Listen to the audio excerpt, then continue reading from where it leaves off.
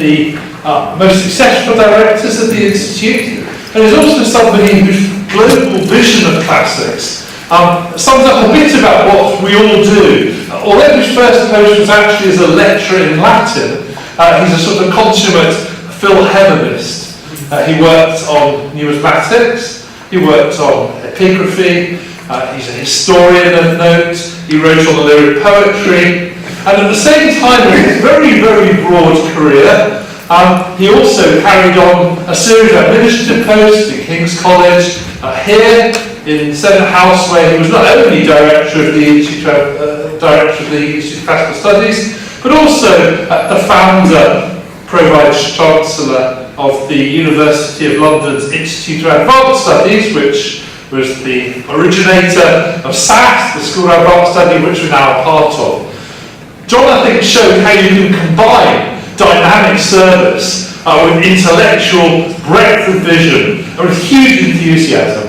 And this enthusiasm for things Greek certainly didn't stop at the Hellenistic age, or even in the Roman period.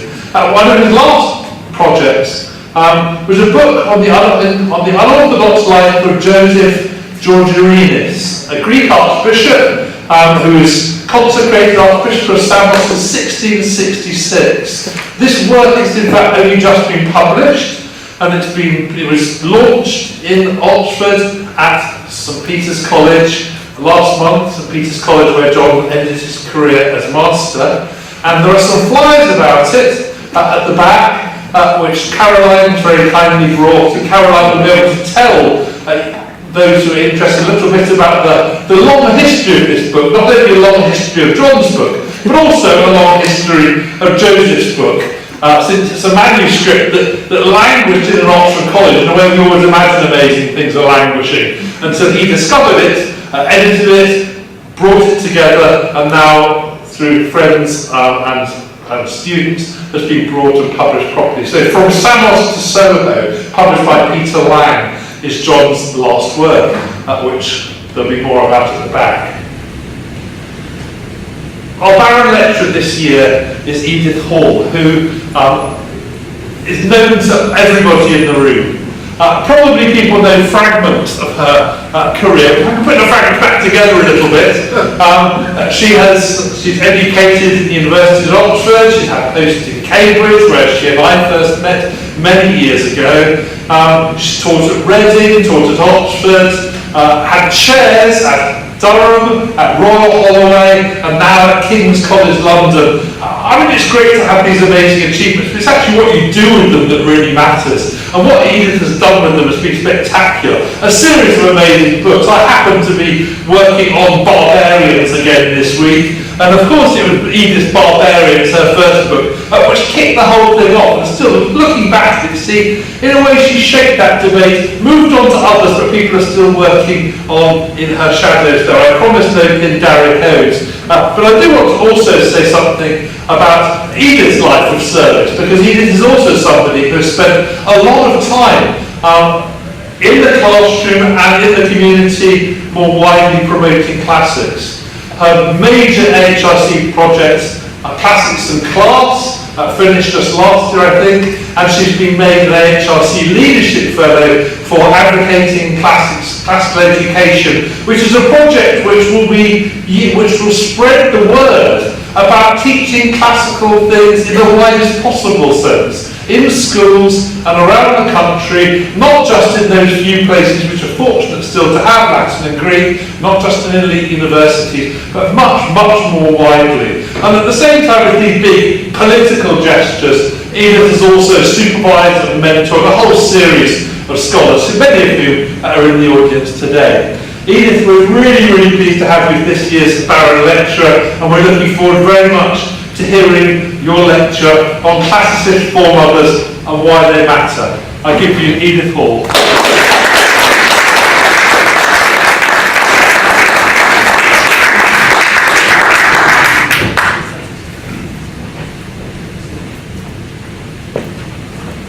Thank you very much, Greg. It's a great honour to be here. It's a great honour to be giving the Barron lecture, somebody who I greatly admired and who loved Greece today, I think, almost as much as I do. Right, Classicist Foremothers, and I've got at least one. I don't have to call her foremother, but she's been my sort of professional adopted mother for quite a long time, and that's quite easily in the room. Okay, so the story of this is actually a book that has, after very many travails, recently been published, edited far more by Rosie Wiles, who is in the audience, Dr. Rosie Wiles at the University of Kent, and by me. That is why it's Wiles and Hall. Rosie also got married last summer. It was a very productive summer, and is now expecting her first baby, so it's a wonderfully productive time, and we all need some good news. But I would like you to listen to this inspiring 3 lines from Alfred Lord Tennyson's poem The Princess. And get inspired, okay? Lift your natures up, embrace our aims, work out your freedom. Girls, knowledge is now no more a fountain sealed. It's more than a century and a half since Princess Ida, with these inspirational words, welcomed new recruits to the revolutionary university for maidens in Lord Tennyson's The Princess, 1847. And this long poem is itself partly in response to the opening of the pioneering Queen's College for Girls, established by a group led by F.D. Maurice of King's College London on Harley Street that same year. And although many have rightly questioned the seriousness with which Tennyson himself supported women's education, his poem, especially after it was turned into the comic opera Princess Ida or Castle Adamant by Arthur Sullivan and W.S. Gilbert in 1884, became embedded in the public imagination. And it continued to inform arguments around the establishment of schools and colleges for women until at least the Edwardian era. It's also a very long time, nearly half a century, since Edith Hall, as a teenager on a grammar school scholarship funded by a direct grant from the British government, was intrigued by the same quotation. She read it every day during compulsory school prayers, for it was inscribed under the head of Minerva on a large plaque in the assembly hall of what was then Nottingham High School for Girls, GPDST, founded in 1875. The quotation from Tennyson had actually been adopted as the motto of the GPDST in 1872.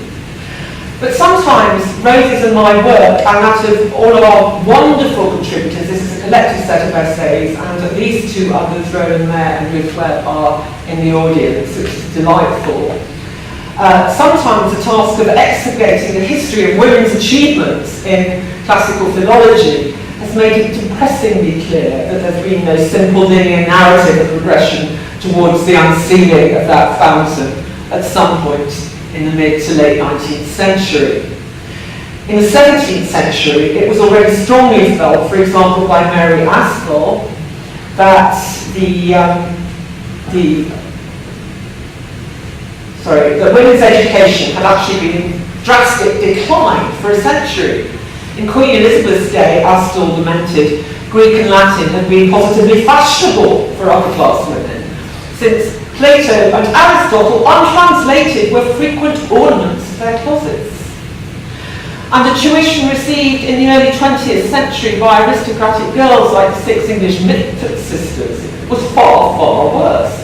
Hopelessly undereducated at home, expected to do little with their lives but enter advantageous marriages, their education was vastly inferior to the curriculum studied by Renaissance and early modern women of the higher classes. And of course, women's access to education remains internationally a really hot potato. Even in Britain, where women now hold a significant proportion of university posts, at least in arts and humanities, there are still very few in senior positions, or with the salaries and, most of all, executive power equivalent to their male counterparts. Worse, so many were people prominent in public life were educated at exclusive all-male schools that women's access to the highest echelons of education remains an unrelentingly topical issue even in the UK. Now, researching women classical scholars is arduous intellectually, but also emotionally. It's important but not easy to remain dispassionate when reading histories of exclusion marginalisation, belittlement, exploitation, and often personal loneliness, frustration and misery. As we completed the book, it was very satisfying to see the belated acknowledgement of the instrumental role played by the obscure Dr. Alice Cober, a lecturer at Brooklyn College in the decipherment of Linear B. She died far too young, and despite the considerable progress she had already made during patient years of comparative assessment of the examples of Mycenaean script, all the credit at the time went to Michael Ventures. Another tragic example is provided by the Viennese Ava Sachs, who I can't even find a picture of. She matriculated at the Friedrich Wilhelm Universität Berlin in 1904. 10 long years later, after taking innumerable courses, far more than were expected of her male counterparts, she defended her dissertation. It had been supervised by the titan of Prussian classical philology, Ulrich von Wilhelmovitz-Mühlendorf himself. Sachs' dissertation reconceptualized the relationship between Theaetetus, the mathematician, and Plato. An expanded version was published in 1917, which remains authoritative in the field. And although Sachs' contribution to Wilhelmovitz' thinking in his famous 2-volume study of Plato, published in 1919, has occasionally been acknowledged, the full extent of his debt to the dialogue with this brilliant student has never been investigated. Wilhelmovitz didn't even believe women should have higher education at all. Although he eventually agreed to admit Sachs to prepare for the postdoctoral dissertation, Habilitation, it was with huge reluctance. But regardless of his dreadful treatment of her and his emotional brutality, Sachs, who had been orphaned as a little girl, fell violently in love with her eminent supervisor. Before ever having a chance to complete that habilitation, she went mad, she died in an insane asylum, speaking ancient Greek, believing that she could save Socrates if she could get there in time. And the story of Olga Friedenberg, an absolutely outstanding Russian scholar who produced a string of prescient studies of ancient novels, is not much happier. Having survived the outright sexism and anti-Semitism she encountered as a student, she eventually fell foul, after actually years of clever manoeuvring, she eventually fell foul of Stalin's encroachment on the universities and ended her days miserable, impoverished and reviled. Fortunately, her large archive is now in the hands of the wonderful Professor Nina Bragin-Steyer, who's supervising the publication of all she wrote, and she's in our book. Now, researching into the history of women's classicists, we learned much from Joanna Ross's brilliant How to Suppress Women's Writing, 1983. Ross wittily identifies a whole range of ways by which writings by women have been concealed and derogated over the centuries. They include exclusion from the canon, frequent allegations they were actually written by a male helper, or wives actually writing the husband's books for them and putting their man's name on the cover. Indeed, amongst Ross's categories, the semi-concealment of a female scholar behind her more famous husband's name is the one we have most often encountered. It seems connected with the supposition expressed by Franz Kummer in relation to the dazzling classicist Ada Adler, who I didn't even know that Adler, who edited the Suda, was a woman until horribly recently. But women were very good, he said, at assembling details. That was his judgment of Adler. With the unspoken corollary, of course, that they couldn't see the big picture or conceive incisive, penetrating arguments which illuminate a general field or tendency.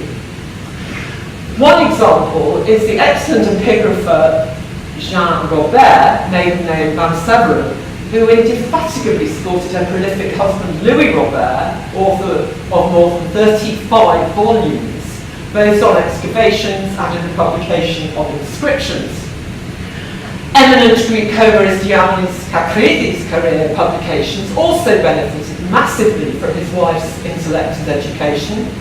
Olga Komnina Kakridi did actually publish 2 books on Homer under her own name and tirelessly promoted classical studies in Greece. And Louise Utey, who was married to the vastly more celebrated papyrologist Herbert Utey, was still being described in her obituaries as Herbert's ultimate assistant, even though he had extreme difficulty in editing any text she had not transcribed for him. Agatha Thornton, one of my great heroines, managed eventually to emerge from her husband's shadow altogether. Born in Germany, she married Harry Thornton, who was appointed to a lectureship at the University of Otago in 1948. The university still had a rule against employing married women with children altogether, but Thornton challenged the rule and was eventually awarded a sort of personal chair. I don't think she was paid much, but she was given a title. She's doubly remarkable because in addition to joint publications with her husband, where her name unalphabetically follows his, and her own books on Homer and Virgil, she became a huge expert on Maori culture and published the first comparative studies of classical and Maori literature and myth, and is now being very much rediscovered as somebody who really understood Maori culture. Now, not all women philologists have had such extreme misery as Sachs or such near erasure from the record as Friedenberg and Coburn, but they have long remained neglected as notable figures in intellectual history in their own right. And this is very puzzling. In some academic fields, for example, literature in English, and in some branches of science, the historical contribution of foremothers within the fields of scholarly endeavour has been the subject of significant academic research for more than 2 decades. The works on feminist literary history and on retrieving forgotten women writers, which have informed my own practice, were both originally published in 1988 when I was completing my PhD. Janet Todd's Feminist Literary History and the wonderfully titled anthology Kissing the Rod, edited by a team led by Jermaine Greer. More recently, I warmly recommend the Biographical Dictionary of Women in Science, edited by Marilyn Ogilvie and Joy Harvey, and Mary Brooks, Women in Early British and Irish Astronomy. Wonderful stories. But classical studies, and in particular philology, has almost completely fallen off the radar. There are, of course, a few exceptions. A handful of women classicists, such as Madame Dacier in early 18th century France, was so, and she's the special study of Rosie Wiles's wonderful chapter, and Rosie's also published quite a lot on Dacier elsewhere. She's actually in French, which is more research than me. Alright, so Madame Dacier was so famous in her own day as a cultural icon and celebrity, they'd been individually the subjects of a biography or two, or even a novel. The celebrated Spanish author Carolina Coronado wrote a fictionalized life of the Portuguese Renaissance sensation Luísa Segueira in the mid-19th century. Segueira there, first woman we can find who earned her living by teaching Latin and Greek. And the 17th century famed polyglot Anna Maria von Schumann has recently inspired a novel by Brigitte Herrmann. Ina Gesloiter gave a wonderful paper at our conference on this woman, but she actually refused to give us an article saying she was a theologian, not a philologist. Some of the scholars are already familiar from more general studies on female access to education. So Chris Strain has written about women in the early days at Cambridge, for example. And the one who has attracted an unrivaled amount of attention is the prodigious late Victorian Edwardian Cambridge ritualist, Jane Ellen Harrison. On top of an outstanding intellect and a cogent writing style, Harrison possessed a phenomenal talent for self-publicity, expressed, for example, in publishing an autobiographical study of her student days. This has undoubtedly contributed to her continuing fame, and she's been the subject of several biographies, including one, appropriately, by far the most celebrated female classicist in Britain today. We can now await eagerly Brill's Biographical Dictionary of Women Classicists, edited by Judith Hallett and Graham Whittaker. But the dictionaries that we have used, of classicists in general, have actually really been very disappointing, unable especially to to offer a sense of the network of support or role models which have defined women's experience. By contrast, the field of archaeology is 20 years ahead of classical philology in recognising the value of contextualising individual women's experiences through collective studies. So, foremothers. Now, the first known use of the word foremother occurs in a context which celebrates the social contribution made by educated women as a collective. Thomas Bedley's Monument of Matrons of 1582. This is the earliest printed collection of English women's writings, and it coincided with the emergence of the public image of Elizabeth I as perpetual virgin. It contains prayers and devotional works by the Queen and other contemporary women, conceived as fulfilments of the sayings or deeds of prominent Old Testament heroines: Judith, Esther, Deborah. Bentley envisages both his contributors and his female readers using the book as a glass of the holy lives of their foremothers. The topos of the catalogue of illustrious ladies is of course much older even than this. Lists of heroines of myth and history who did their people some sort of service, beside having ancient roots in Hesiod's catalogue of women, Plutarch's on the virtues of women, and Valerius's Maximus's memorable deeds and sayings, were resoundingly established by Giovanni Boccaccio's De Mulieribus Claris of 1374. Some of the women in Christine de Pisan's Book of the City of Ladies, which is around 1405, are renowned for learning as well as piety and patriotism. And by the time that the wonderful English Puritan scholar Vasco Makin put her extraordinarily detailed roll call of educated women together in the mid-17th century, women were supporting their own demands for classical education by citing the examples of scores of known names of learned females. They traced their cultural ancestresses back to Hortensia, mother of the Gracchi, and to Hypatia of Alexandria. The path forward led through the Byzantine Anakomnenia, the medieval Hildegard von Bingen, and the Renaissance Marguerite de Navarre and Elizabeth I, to their perceived early modern descendants, Van Schuurman and Dacier.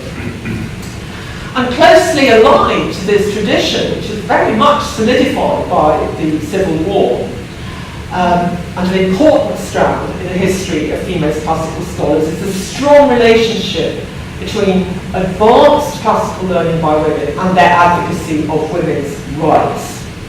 An outstanding example of a classical scholar and voice for women is Brigitte Vott, 1610 to 1662, who produced the first complete Danish translation of anything by anyone of a classical text, which was a selection of philosophical dialogues by Seneca in 1658. Now, in writing about a favourite foremother or group of foremothers in the book, we discovered in the course of our research, collectively as a group of scholars in the volume, a minor tradition of women classicists investigating their predecessors, even back into antiquity. I can't pronounce this probably, but it's either Bijunska Malabist of the Warsaw Institute of History, was a world leader on ancient women and slaves. She's especially interested in the evidence of these ancient groups and for female educational levels in the Pari of Ptolemaic Egypt. Her very survival of the Nazi occupation of Poland was astonishing. Born into a Jewish family, she lost her parents out of 21 members of her immediate family. And she also ran huge personal risks working for Zygota, the code name of the underground organisation, the Council of the Aid of Jews. She's now being thoroughly recognised in Poland. And several of her works made an impact far beyond Poland through being published in or translated into French and Italian. And female classicists have always had their own communities and been partly responsible for constructing their own matrilineal family trees. One of our contributors was Letitia Parker in the volume, who wrote about A.M. Dale. But A.M. Dale taught Letitia Parker her meter, Letitia Parker taught me my meter, and I taught Rosie Wiles So we've heard Lisa. So we have a generation of 4 just within the book. Matrilineal consciousness can also be manifested in translation and research. Betty Radici pointed out in her translation of Terence that Madame Dacier had translated him too. The great Italian scholar Enrico Marcovati published an important biography of Dacier, as well as a study of the reception of Sappho. Several female classicists studied early women in specific national traditions. For example, Karenina Mikhailis de Vasconcelos. Although German by birth, she was the first woman to teach classics in any Portuguese university and published a groundbreaking study of the classically educated women in Portugal during the Renaissance, including Luisa Seguer, whom we met earlier. So far we've focused on experts in ancient literature and language, and that was a deliberate decision. But just briefly, I must mention women in some of other areas who I think need a lot more attention. And our book's very much we see it very much as a first step to encouraging people to investigate their own national and international traditions. So Clémence Ramnou wrote several important studies of the pre-Socratics, taught at the University of Algiers, and then helped found the University of Nanterre alongside Paul Ricoeur and Jean-François Lyotard. Another figure who needs more work is the poet, journalist, translator and playwright Helen Waddell. Because although she was actually a peerless Latinist and her translations were influential, the Latin verse that interested her was medieval rather than classical, so we didn't do a chapter on her. And women have, of course, made extraordinary contributions to ancient history and archaeology. Margareta Bieber, forced as a Jew to move from Gießen to Barron College in 1934. Lily Ross Taylor, the 4th female fellow of the American Academy in Rome, devoted most of her career to building the prestigious Department of Classics at Bryn Mawr, where she supervised other outstanding women, including later Marie Marty. And Margherita Guarducci made epigraphy and archaeology her speciality, but her publications did have an impact on the entire discipline of classics.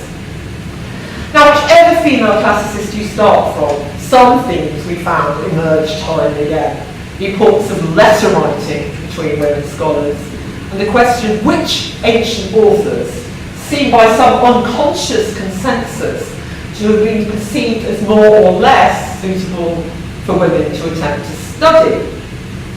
Amongst Greek historians, for example, at least until the daring Dinomene, whose men gave one of our 2 keynotes on, and is the final chapter in our volume, we actually held it in the conference in 2013 to celebrate the centenary of Diromedes' birth in 1913.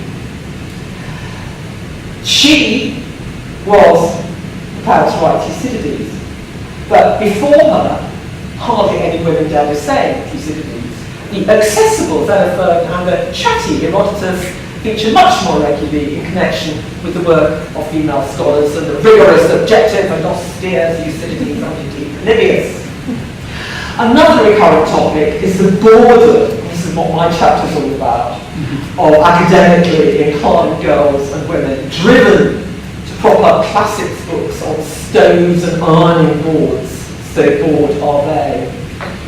Lucy Hutchinson translated Lucretius in Nottingham Castle while pushing the rocking cradle used by her 9 successive children with her foot. Charlotte Hawkins Brown, the granddaughter of slaves, was only spotted as an intellectual because she used to walk pushing the pram when working as a babysitter with the copy of the Aeneid propped up on it. But besides African American women classicists and the exceptional, quite exceptional Grace McCurdy, who was an impoverished carpenter's son, almost all of our women were middle class or above.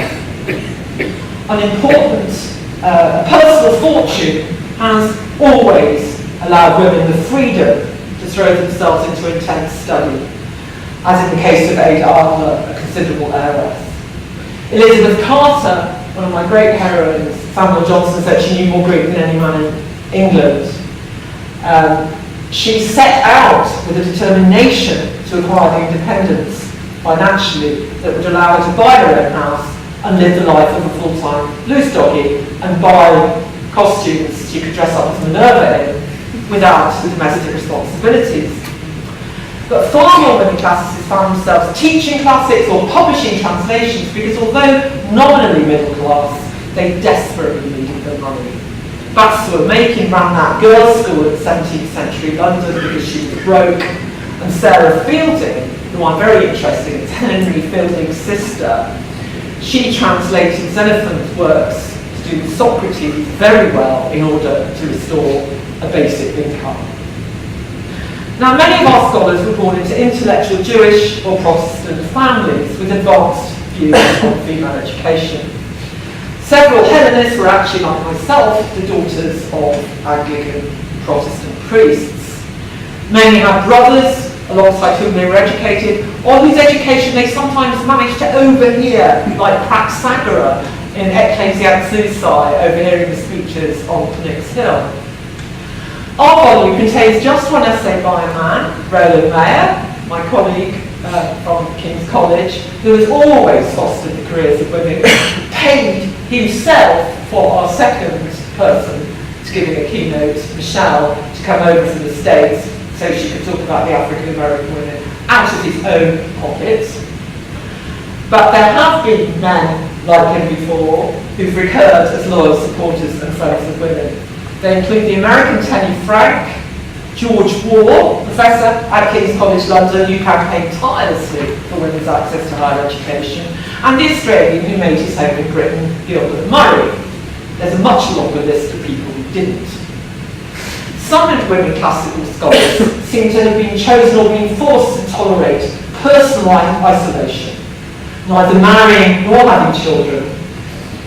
In the case of some of the spinsters in the volume, however, remaining single seems to have been a deliberate choice very happily taken, like Edith Hamilton, whether because they were self-aware lesbians or simply because they didn't want to give up their freedom to take up the limiting roles of wife and mother. Others had numerous children in whom they appear to have delighted, even while complaining incessantly about the drudgery of childcare and endless hours away from their books. Now, whether these female scholars remained married or remained single, they were equally faced with the task of negotiating their gender in marriage perceptions and often judgments of their scholarly activities. Modesty and the acknowledgement of female inferiority is a recurrent rhetorical topos used by them. Crossing centuries and countries, assertions of femininity are another leitmotif running through their academic lives. They're used by the female classicists in a complex strategy by which they justify their position, as well as communicating with their male supporters and detractors. And these assertions attempt to normalise these female philologists.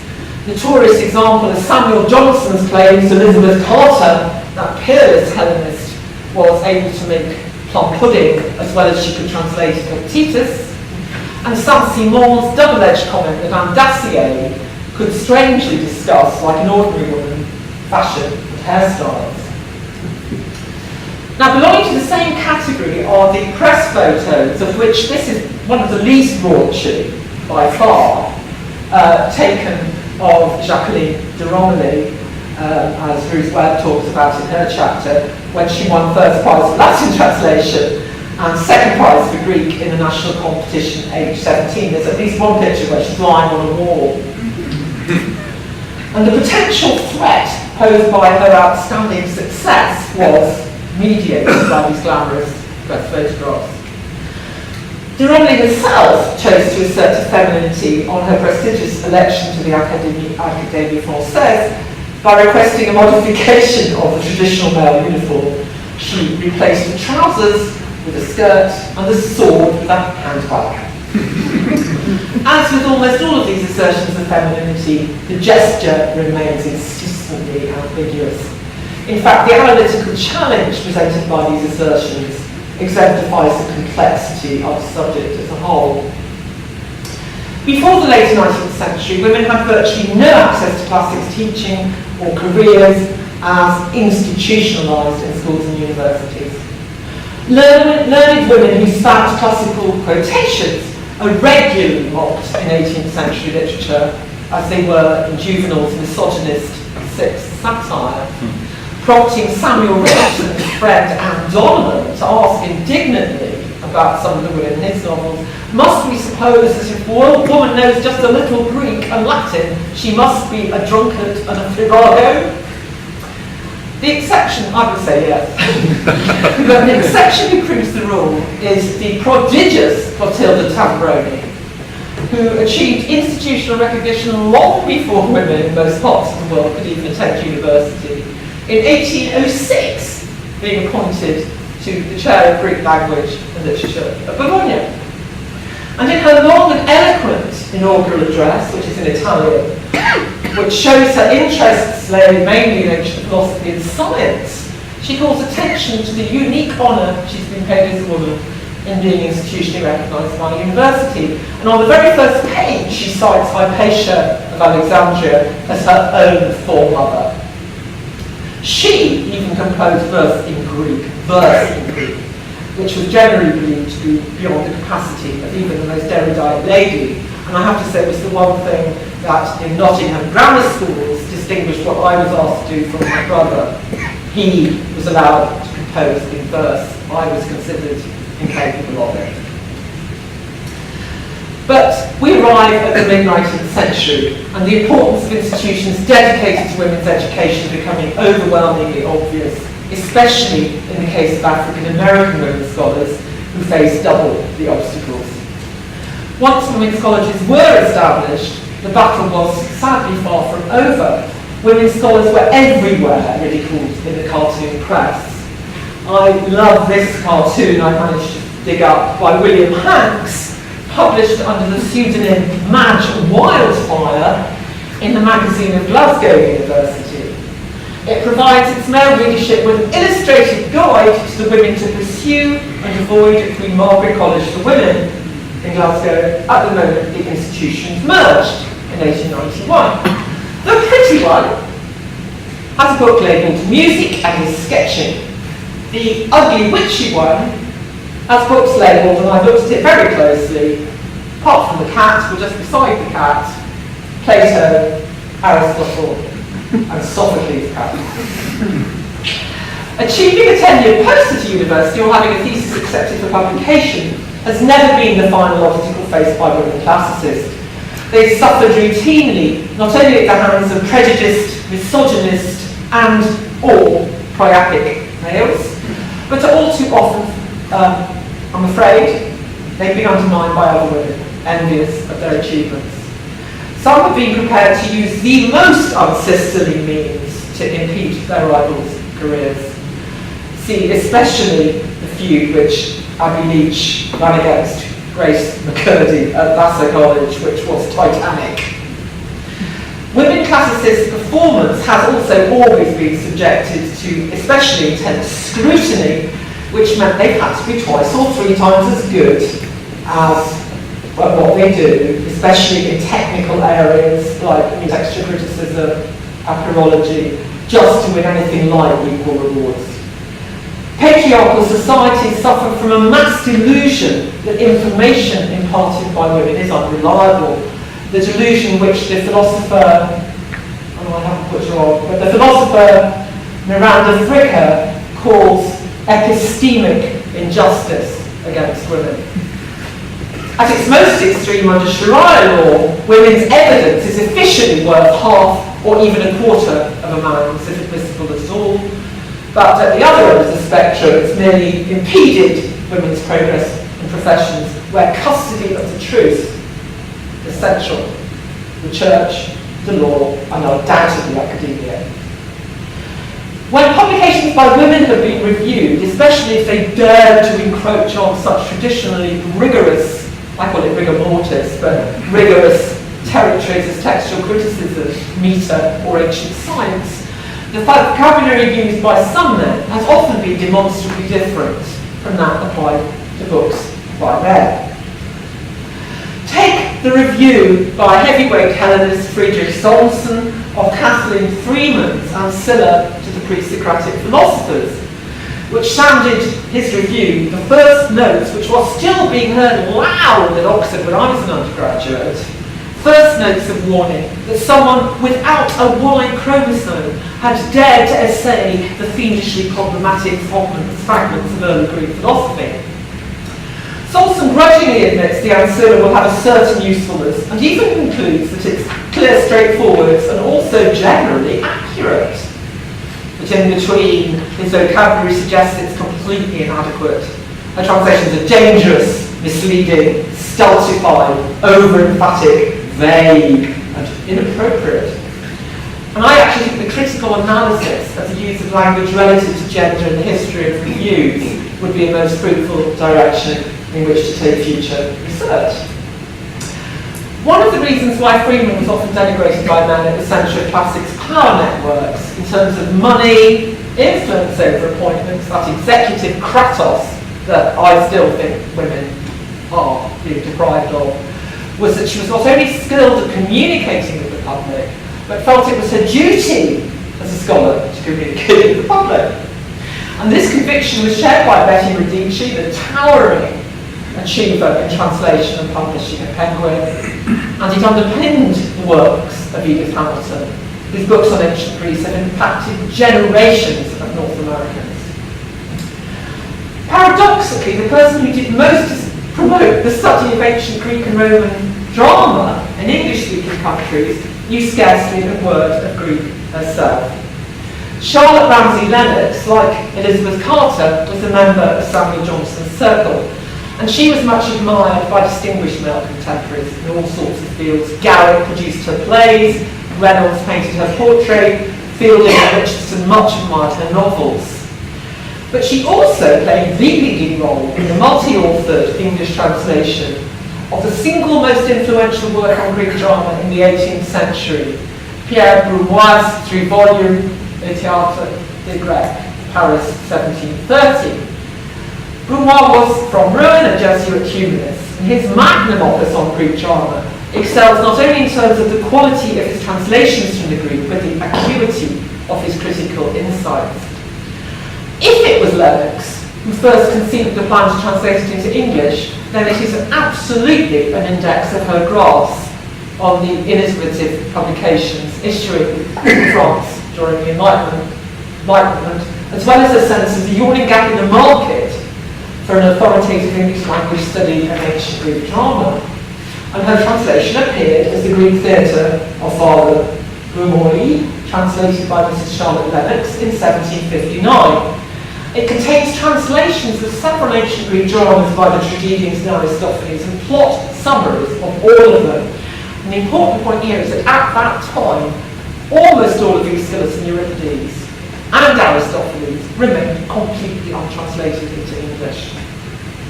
Of the four great classical Athenian playwrights, only Sophocles had ever appeared in complete English translation.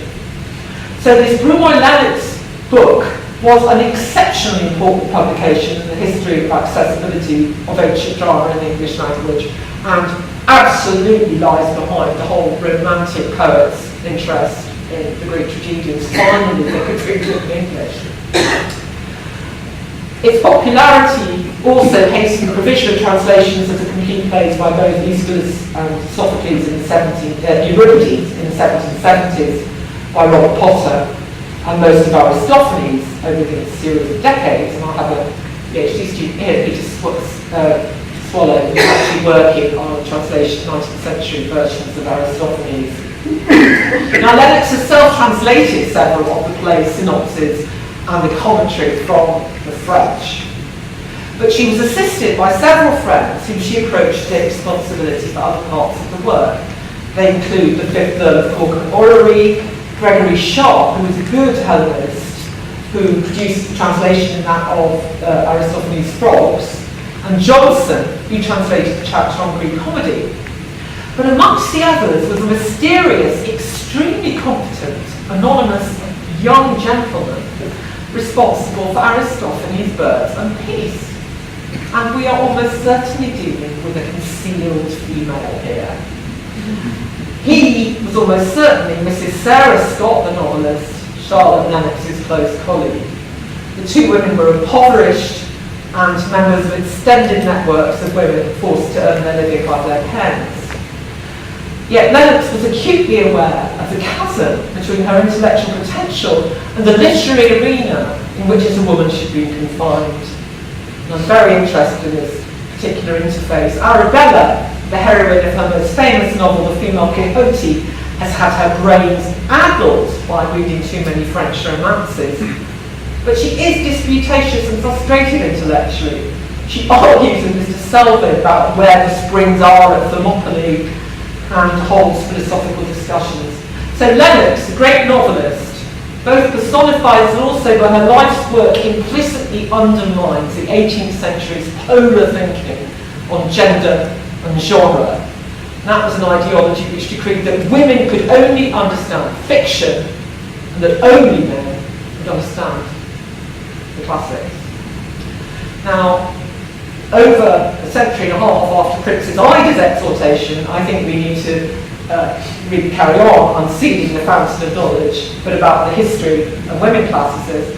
One of the things Rosie and I have very much done is tried, and this is all Rosie's work, collect pictures of all of them, because we've all walked through so many halls where it's only pictures of very dull-looking old men, and so often they're smiling, and we want to have every other picture a smiling full mother, sometimes with a child. A short corollary, because I'm very aware that J.P. Barron started his teaching career actually at Bedford College, London. I'm just going to give a 5-minute celebration of the lost Women's College of London. And I really want people to put this back in. It's long before Newnham and it's an incredibly important place. So, Bedford College, London. The heroine of this story was Elizabeth Jesser Reed. She's the daughter of a rich Unitarian ironmonger. She was in the best possible position for a woman in the 19th century, widowed, childless and wealthy in 1822, an abolitionist who founded and funded Bedford College for Women. I should say 1849. Okay, mental slip. This is a very long time before Oxford or Cambridge. And this was Bedford College, London, 1849 to 1985. The Ladies' College in Bedford Square opened in 1849 when Reed leased number 47. And Latin and Greek were amongst the first subjects taught, and almost certainly learned Greek. George Eliot seems to have learned Greek there. Number 48 was acquired in 1860, it became residential. In 1868, it acquired association status under the Board of Trade and officially became Bedford College. Then in 1874, the Bedford Square lease expired, the college moved to York Place off Baker Street, and in 1878, degree examinations of the University of London were opened to women. Bedford College students began gaining University of London Bachelor of Arts, Bachelor of Science and Master's degrees from the early 1880s, and very proudly became a constituent college of London in 1909. This is Bedford College magazine in the 1890s, still telling the girls that let's knowledge grow from more to more, but more of reverence in as well, so carry on being pious. And there are some wonderful photographs now in the Royal Holloway archives of the plays put on at Bedford Square. Often we don't know, this is a mystery tragedy. I think the Traveller's Hat may suggest it's Oedipus of Colonus, I think it might be his meaning. This is the Iphigenia in Tauris of 1887, which is the first performance of that play anywhere in the world I can find, as opposed to an adaptation of Goethe or something. Another mystery Greek play in the 1890s, if anyone wants to tell me what a duck and a small girl. I wonder if it's a swan. You know, I don't know. Helen, I don't know.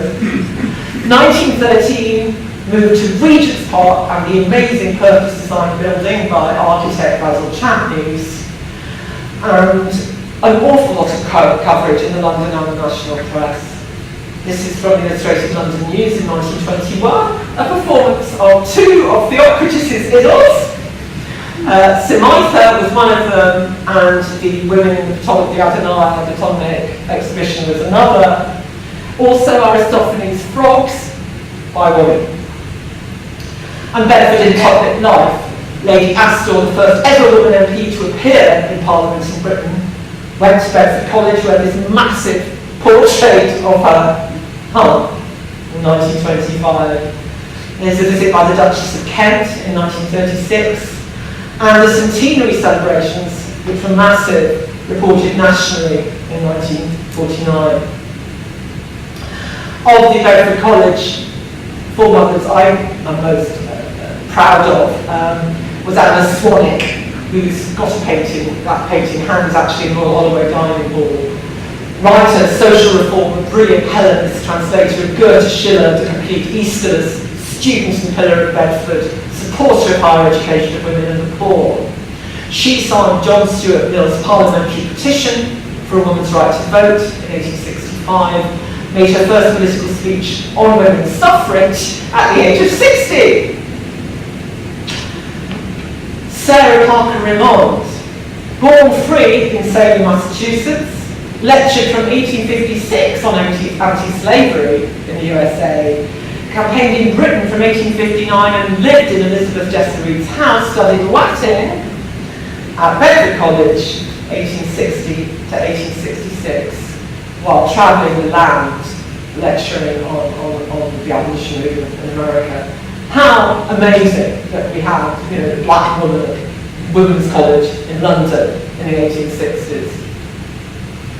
Mary Bridges Adams is one of my favourites, educationist and socialist, the Welsh daughter of an engine fitter. She gained distinctions in Greek and maths at Bedford.